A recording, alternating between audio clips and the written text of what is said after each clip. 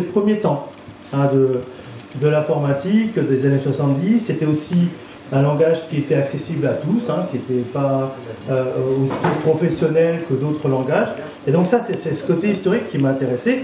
Et en tant qu'artiste, c'était cette démarche-là que je trouvais intéressante, de faire revivre ce folklore-là. Alors, ce qu'il y a, c'est qu'entre-temps, beaucoup d'eau a coulé sous les ponts, et le basique en tant que tel ne me semblait pas très adapté à l'écriture de programmes aujourd'hui. C'était quand même quelque chose de difficile. Donc j'ai essayé d'améliorer, de créer un pseudocode. Alors, là je fais une présentation rapide parce qu'il y en a qui m'ont déjà suivi l'année dernière. Ouais. Tu veux, vas-y. Donc pour ceux qui n'étaient pas là l'an dernier, Loz avait créé Virtual Basic, mais c'était très très fastidieux, il n'y avait pas d'interface graphique, il fallait ouvrir des fichiers manuellement. C'était pas de la merde, mais c'était C'était un travail d'artiste. Moi personnellement, j'ai trouvé le projet génial et je lui ai dit pour cette année il faudrait faire une interface graphique, il faudrait montrer un truc un peu plus abouti et qui soit plus simple pour des gens qui n'ont pas l'habitude de trop manipuler ou trop faire des langages de programmation.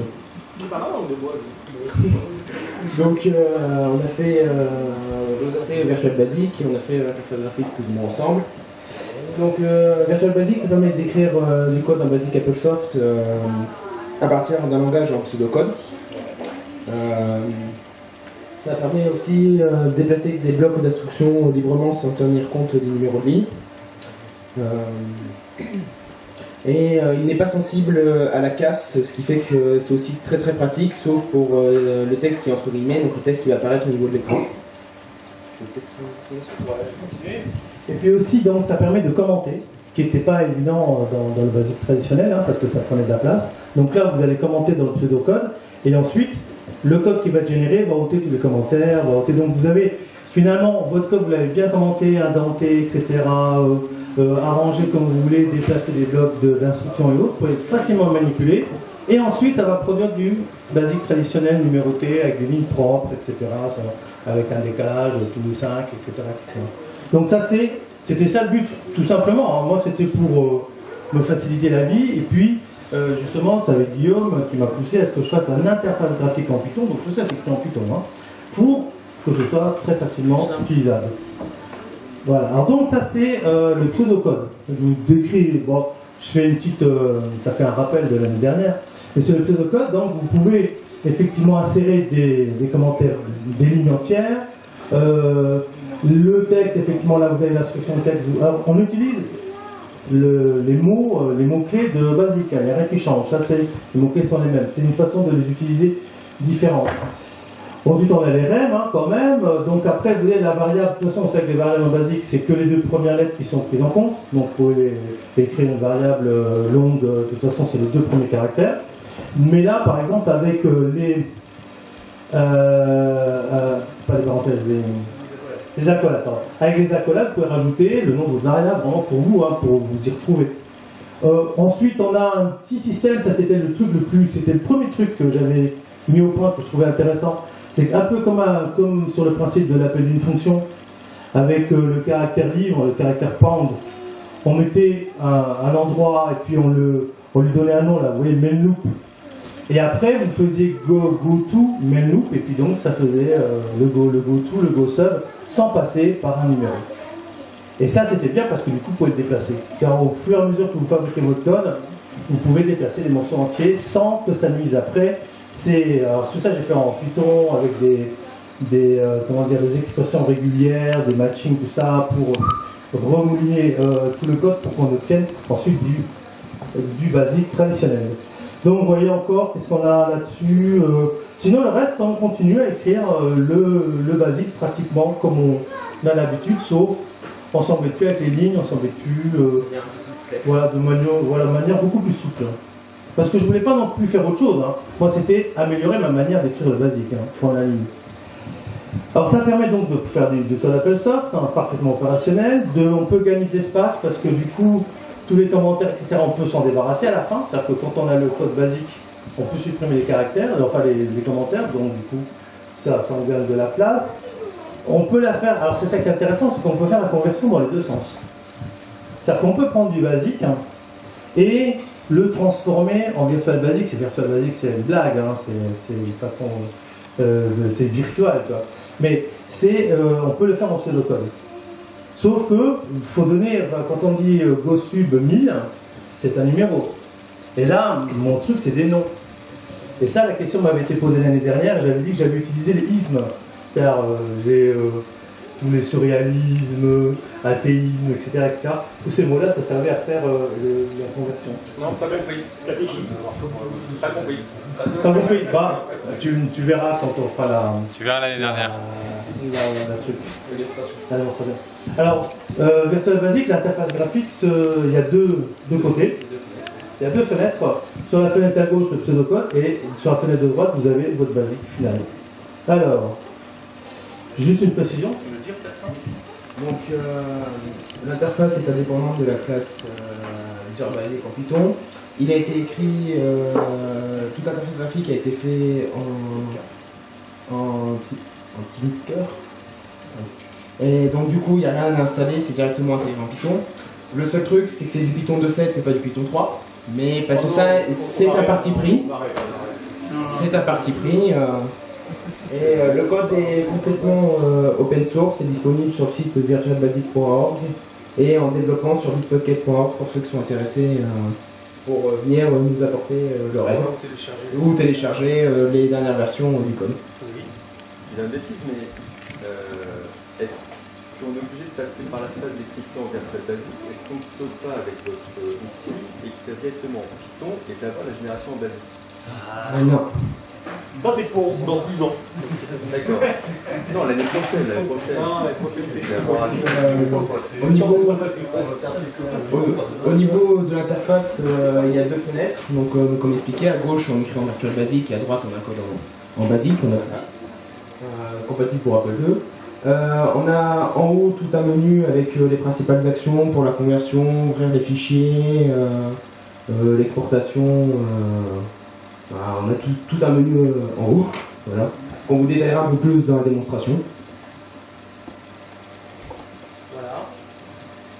Alors donc, avant la démonstration, juste pour conclure le diaporama, donc c'est pratique pour faire des longs programmes en basique, parce que quand on a des petits, ça va, il n'y a vraiment pas besoin, mais pour des longs programmes, c'est très utile. C'est utile aussi pour la documentation, c'est-à-dire pour renseigner le code. On a beaucoup plus de latitude pour ajouter des commentaires. Et aussi, c'est pour redonner, enfin le but, c'était de redonner envie aux gens de faire des programmes. C'est monsieur. Je vais couper le champ 4. Le but, c'est de redonner l'envie d'écrire en basique pour Apple II. Pour Apple II. Oui, pour Apple II. Sur Apple II. Ah oui. Voilà. Bon, là, il est bien en 4. Alors bon, là, maintenant, des mots, voilà, on va parler d'autres. Alors. Attends, je suis pas dans le bon. C'est celui-là, hein? Bon, vas-y. Donc là, on l'a lancé, c'est donc le script Python qui lance l'interface. Donc comment dire, la feuille de route l'année dernière, c'est qu'on m'a dit ouais, ce serait bien si tu faisais une interface graphique parce que comme ça, ce serait beaucoup plus clair. Donc voilà, j'ai respecté le challenge, donc j'ai fait alors je faisais jamais d'interface graphique. Alors donc on a le menu et là par exemple on va ouvrir un fichier en pseudocode. Voilà, celui-là le code pour faire. Voilà. Alors pour différencier les fichiers texte en basique et en pseudocode, on les appelle base avec un Z. Comme c'est l'ose, base, voilà. Faut se faire plaisir parfois. Oh, Lego. Attends, maintenant on va juste faire juste défiler. Alors une petite précision quand même, c'est que c'est fait à la main, donc la coloration elle est faite à la main aussi avec des expressions régulières, etc. Même le remplacer, pardon. Ah pardon. Même les petits dialogues pour remplacer sont faits à la main. Et là voilà, donc on a cette possibilité par exemple de structurer son code de manière plus aisée, plus facile, quoi, tout simplement. On n'a plus de GoTo avec des numéros et autres systèmes de lignes. Bien. Ah oui, il est assez long quand même, hein, ce code.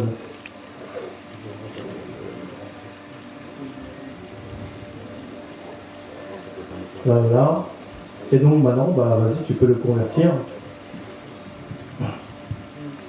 Alors ce qui est bien quand on fait quand on écrit ces bouts de code soi-même, c'est qu'on veut les adapter à ses envies, à ses besoins. Alors là, ça peut générer, par exemple, avec la première méthode de conversion, ça génère un code très classique. Voilà. Je peux aussi utiliser une autre méthode de conversion, parce qu'il y a light, etc. Voilà, compacter par exemple, c'est pas de la compression, hein, mais ça va enlever tous les espaces, etc. Vas-y. Donc on gagne un petit peu quelques bytes hein, une fois qu'il est chargé. Ça c'est bien, on bat tous les. On met les points d'interrogation, etc. Voilà, on met des prints. Et ça, vas-y, fais le copier-coller. Voilà, on copie ça. Tac.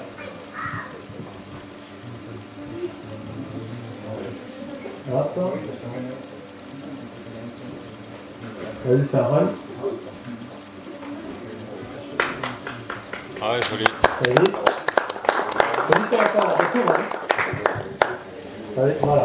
Bon, là, on a accéléré. Hein. Et donc, voilà, c'est donc assez rapide, assez efficace et pratique. Et maintenant, on va faire le contraire. Ah, juste avant. Ouais, si tu veux, tu peux continuer. Alors, je te laisse décrire un peu les mesures. L'osium, oui, avant cette histoire de isme. Donc, Ouais. passer d'un numéro de à, Alors, ouais, je vais te à la l'expliquer. Alors, malheureusement, tu me prends un peu à dépourvu parce que j'ai pas un code basique pourri qu'on pourrait convertir. Là, si je le convertis, il va retrouver les noms parce que je l'ai mis dans les commentaires. D'accord. Mais par exemple, si tu as un programme où tu as des GoZub, des GoTo, et qui sont donc qui pointent vers des numéros. Comme au lieu d'utiliser des numéros, j'utilise des noms, des mots, quoi. Donc il fallait que j'ai une banque de mots passe-partout pour remplacer les numéros. Est-ce que je peux te suggérer une solution qui sert beaucoup moins de l'amour, mais autrement plus simple? C'est juste d'ajouter de préfixer avec ton fameux livre le numéro qui devient à ce moment-là une chaîne de caractères. Ouais, j'ai essayé cette technique, mais je la trouvais pas assez glamour. Oui. Mais j'ai utilisé cette technique, mais en fait, comme le pseudocode, il n'y a plus du tout de référence au numéro, Oui. tu vois, donc je ne voyais pas trop l'intérêt. Mais bon, ça peut être intéressant en effet, c'est une remarque. Non, c'est une remarque. Bon, je pourrais peut-être faire une version pour faire les deux. Justement, donner le choix. Voilà, donner le choix. Ouais, non, tu as raison.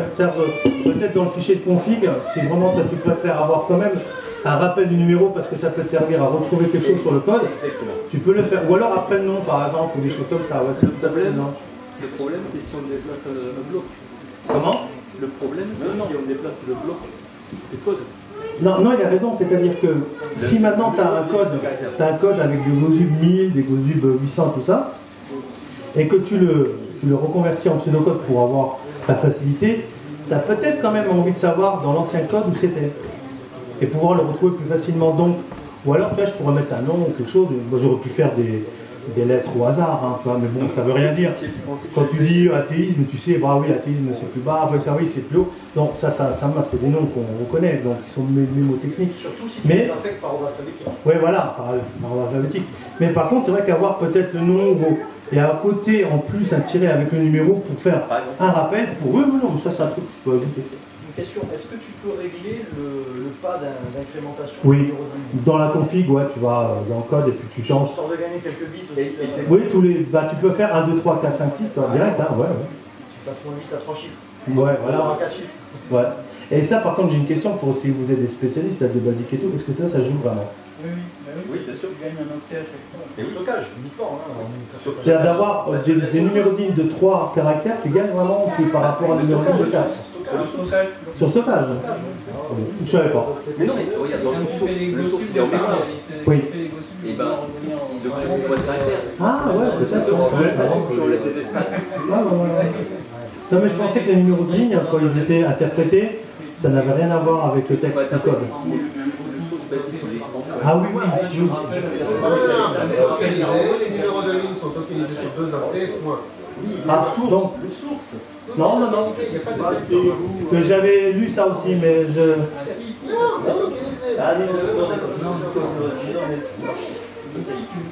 À partir du numéro de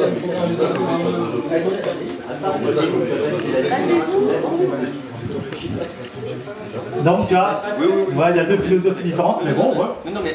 Mais c'est possible. Alors tu sais, par exemple, au début j'avais fait, pour le fun, hein, j'avais fait une numérotation 1, 2, 3, 4, 5, 6. Mais après je me suis dit, ouais, mais et si jamais je veux quand même modifier quelque chose sur du basique plus tard, il faudrait reconvertir sur le virtual, en virtual pour reprendre, ça aurait été compliqué. Donc là, je sais plus, c'est à tous les 5 ou tous les 10 ? Tous les 10, ouais. Ah ouais, quoi d'autre ?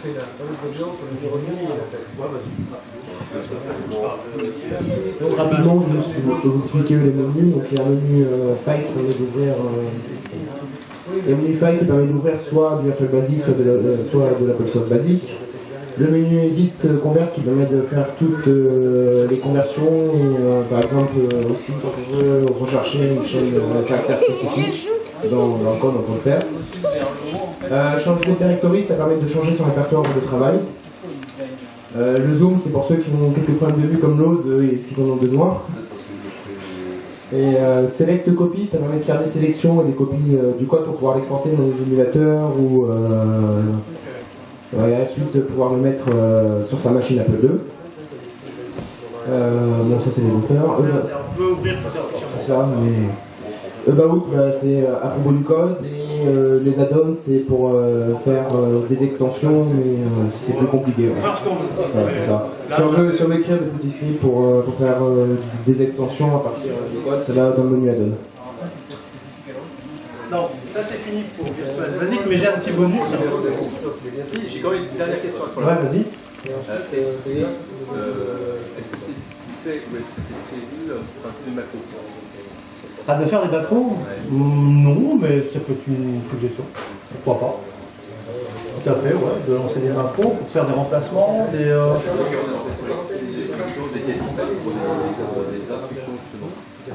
Ah, ouais, ah oui, oui, peut-être, quoi.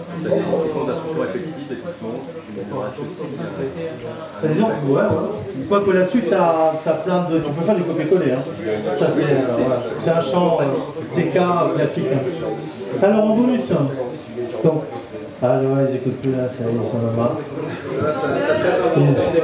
Ah là, ils sont en plein débat.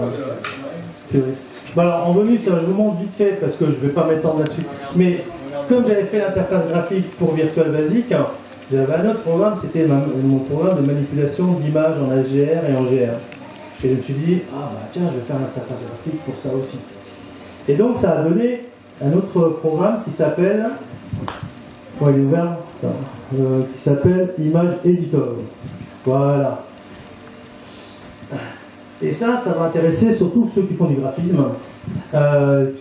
Donc, on a tous des utilitaires pour convertir une BMP en Apple Bean, hein, en image HDR ou en image GR. Mais comme j'ai codé, enfin quand je codais justement les algorithmes pour pouvoir les convertir, il y a des choses marrantes qu'on peut faire. Par exemple, vous savez, donc, je ne vais pas rentrer dans le détail, mais les pixels sont codés, il y a plusieurs pixels qui sont codés sur un seul byte. Il n'y a pas un byte par pixel. Hein, c'est juste, comme il y a 6 pixels qui sont codés dans un byte, 7, et le premier c'est le poids lourd, hein, le bit de poids lourd qui permet de changer les couleurs. Donc par exemple, là, je vais prendre une photo. Hein. Hop, on va ouvrir une petite photo.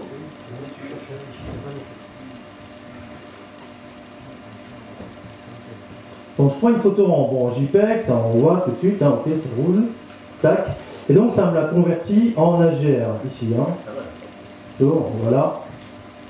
Là je l'ai converti comme j'ai pu, hein, c'est-à-dire en essayant d'être le plus proche des couleurs, ce qui n'est pas facile parce que c'est pas la même palette. Et en plus, comme vous voyez, ça fait des traits. Et en fait, les traits correspondent à le byte qui fait les 7 pixels. Quoi, hein.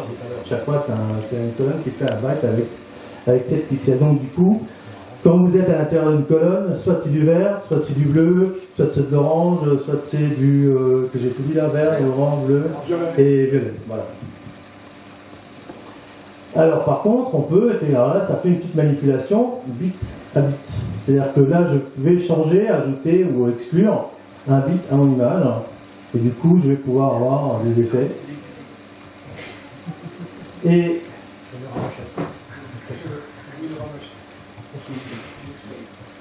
alors, je vous ai dit, moi j'ai une approche artistique. Hein. C'est-à-dire que dès que je peux faire des choses jolies, graphiques, belles, colorées, etc., ça m'intéresse. Donc, du coup, si l'image que je commençais vraiment à bidouiller et avoir un effet visuel, c'est ça qui m'intéresse. Donc je me suis dit, tiens, avec ce principe-là, cet algorithme-là, on va pouvoir changer les choses. Non, ah oui, ça c'est du Buren. Mais le Buren, c'est plus conceptuel. C'est Buren, c'est surtout pas, c'est pas les lignes qu'il faut regarder, c'est ce qu'il y a autour. Voilà, c'est la verticalité.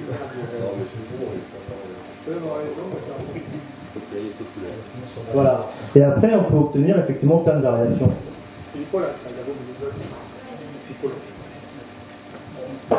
Voilà, voilà. Donc, je me suis dit, je ne vais pas m'arrêter en si bon chemin, hein, parce qu'on peut encore faire d'autres choses. Bon, je vais faire un petit reset, je remets à 0. Voilà. Je peux jouer sur la... Évidemment, ça c'est des trucs tout simples, hein, mais on peut jouer sur les géométries. On peut faire même des trucs un peu rigolos, un peu, en mettant un peu d'aléatoire pour faire... ah ouais, c'est plutôt... image, voilà. Donc, mon image qui se balade dans tous les sens. J'agrandis de nouveau, tac. Donc ça c'était rigolo. Puis après il y a en ce moment, je ne sais pas si vous connaissez, mais il y a tout un mouvement artistique qui est basé sur le glitch, qu'on appelle le glitch, où on va manipuler directement les octets hein, dans le code. Alors je me suis dit, ben, pourquoi pas, hein, ajoutons directement le code ici. Donc ici on peut s'amuser. Alors si je mets vraiment en raw, en brut, voilà. Voilà, je n'ai pas beaucoup d'espace, mais je peux carrément supprimer les octets. Pardon, voilà, je supprime à l'arrache. Et je veux obtenir une petite image glitchée. Voilà, bon, tiens, celle-là, si j'enlève le mélange, on va laisser faire, on va la voir plus rigolote. Et comme ça, je peux travailler à obtenir des images de plus en plus bizarres, artistiques, étranges, et qui sont des images Apple II. C'est-à-dire celle-là, je la sauve, je fais un Apple II, je peux l'afficher sur n'importe quel Apple II qu'on a ici. Hein. Alors, autre petite... alors bien sûr, j'ai gardé pour avoir mon... voilà. Pour vérifier, je peux effectivement l'avoir toujours en affichage en vert, hein, normal, monochrome. Il y a un peu tout ce qu'on rencontre sur l'Apple II. Alors là, j'ai d'autres méthodes de traduction des couleurs et des valeurs. Là, j'ai le classique hein, en noir et noir, en noir et blanc. Hein, mais avec un écran couleur, ça donne ça. Avec un écran vert, on va obtenir ceci. Donc ça, c'est ce que vous avez sur votre Apple II vert traditionnel. Et je me suis dit, bah, si je peux faire de la GR, pourquoi pas faire de GR hein. Et du coup, j'ai fait un petit... voilà, le reste. Donc je peux l'avoir en GR ici. Tout simplement. Et je peux même changer le... Et je peux même changer bah, le contraste, etc. J'obtiens ça, je crois que je peux le copier. Où il est là? Copie, hop. Ah, je pense que c'est bon, moi, je suis pas sûr. Là, tac. Et voilà. Donc, pareil. Donc, si vous avez une image, n'importe laquelle, en JPEG et que vous voulez l'avoir tout de suite à tester, changer un peu la lumière, etc., l'adapter, vous pouvez tout de suite l'avoir sur votre écran GR ou en AGR. Et après, je me suis dit, mais pourquoi je m'arrêterais là? Pourquoi on ne pourrait pas aller un petit peu plus loin encore? Et là, je me suis dit, mais ça peut être sympa, on peut faire de l'animation. Non, j'ai fait une petite interface animation, c'est-à-dire que toutes mes fonctions, en fait, je peux les animer, je peux faire des images par image. Alors, on va faire un truc simple. On va rajouter... Tiens,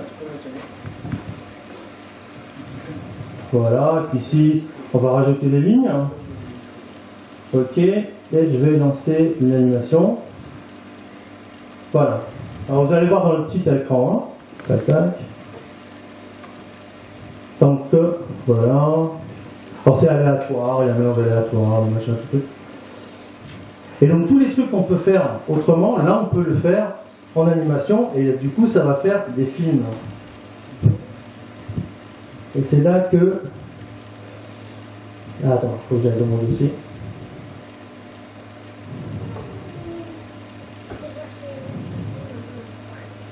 Et après je vous laisse tranquille, c'est promis.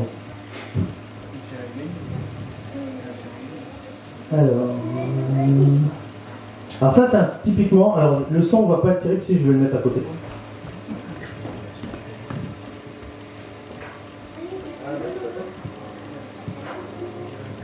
Moi j'ai pas de son, c'est dommage parce que je fabrique aussi le son avec des synthés. Et donc ça c'est fait avec ce logiciel. C'est avec ça, les manips et autres.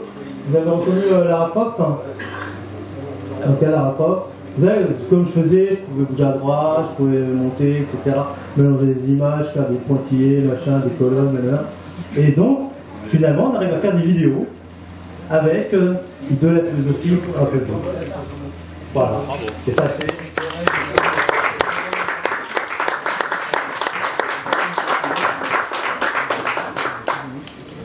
Ah oui, ah bon, tout ça, oui, bah, Guillaume me le rappelle, mais comme c'est écrit en Python, 2,7 parce que j'aime bien les bons vieux trucs qui marchent, c'est donc on peut le télécharger. Pour l'interface pour les images, c'est un peu plus compliqué parce qu'il faut une librairie qui s'appelle pile quoi, Python image librairie. Mais pour les exercices basiques, c'est le truc standard et donc ça marche sur Linux, sur PC, sur Mac, etc. Bah, Guillaume était mon testeur en chef sur un Macintosh. Bravo messieurs. Alors si vous avez des questions. J'en ai une, la vidéo qu'on vient de voir, c'est une vidéo qui enregistre ce qu'il y avait sur un écran Apple II alors. Ouais, c'est différents petits écrans mis ensemble, ça fait une vidéo. Et dans l'interface,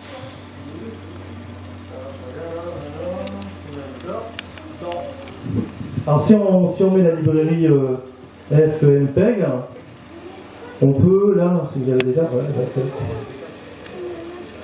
et là tu vois, tu peux effectivement le convertir directement en vidéo, ou en GIF d'ailleurs. Bon là c'est un peu long, hein. Et puis pour prendre des images c'est pas terrible, mais bon ça fait des vidéos de quelques secondes, parce que ça fait 500 000 images, ça fait une image après l'autre, donc c'est super long quoi. Et un petit disque de démo sur Apple II qui jouerait la vidéo, c'est quelque chose que tu envisages? Ça, j'aimerais bien avoir de l'aide. Est-ce que pour faire jouer de la vidéo sur l'Apple II? Oui. Quel format?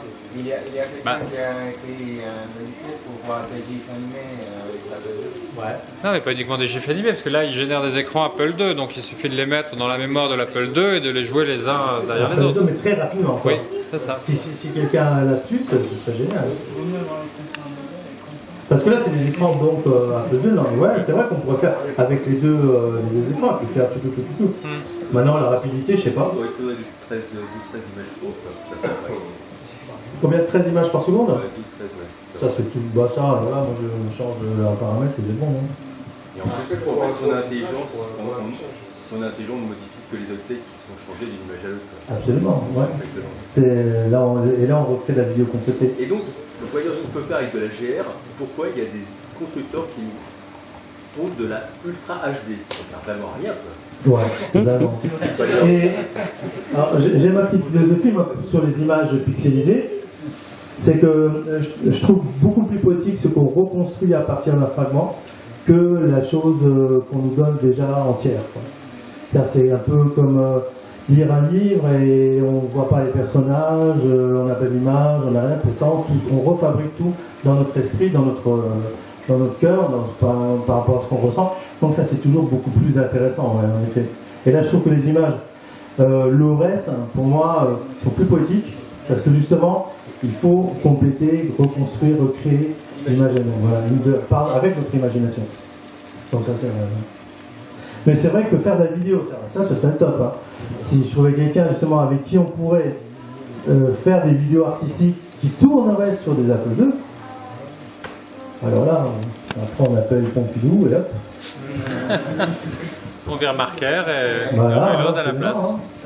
Et puis on dit Marker, il aurait aimé le faire. Voilà. Sinon, on dit que c'est une vidéo que Marker a fait. Puis après, on dit que non, c'est. Voilà. Bon, bah. Merci hein, pour votre attention. Bravo.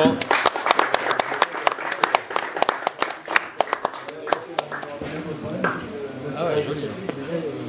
Très joli.